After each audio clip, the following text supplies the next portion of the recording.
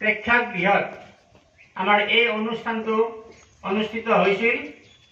আৰু এইটো অনুষ্ঠান আমাৰ জিলা ভিত্তিত হয় আৰু এই জিলা ভিত্তিত তাৰমানে আমাৰ যিবিলাক বিদ্যালয় আছে আৰু সেই বিদ্যালয়বিলাকৰ মাজতে এই অনুষ্ঠানটো অনুষ্ঠিত হয় আৰু এই অনুষ্ঠানটোত যিয়ে ভাল পাৰদৰ্শিতা লাভ কৰিব পাৰে তেওঁলোকক এই জিলাৰ পৰা আৰু ষ্টেটলৈ সিলেকশ্যন কৰা হয়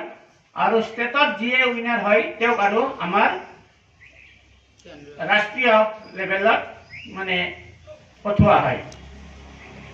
যোৱাকালি এই যি অনুষ্ঠানটো অনুষ্ঠিত হ'ল আৰু তাতে আমাৰ নলবাৰী চহৰৰ গোটেইকেইখন স্কুলে তাত অংশগ্ৰহণ কৰিছিল, যেনে দেৱীৰাম গৰ্জন বালিকা আৰু বহুতো স্কুলে তাতে অংশগ্ৰহণ কৰিছিল। কিন্তু সেই স্কুলবিলাকক চেৰ পেলাই আমাৰ বিদ্যালয়ৰ নৱম শ্ৰেণীৰ 6 গৰাকী ছাত্ৰ ছাত্ৰীয়ে আমাৰ এই চৰিত্ৰ অভিনয়ত অংশগ্ৰহণ কৰি তাতে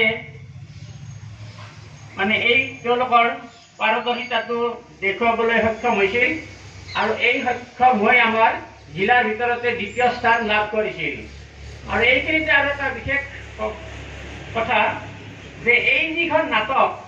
আমাৰ তাত মঞ্চস্থ কৰিলে আৰু এই নাটকখন আমাৰ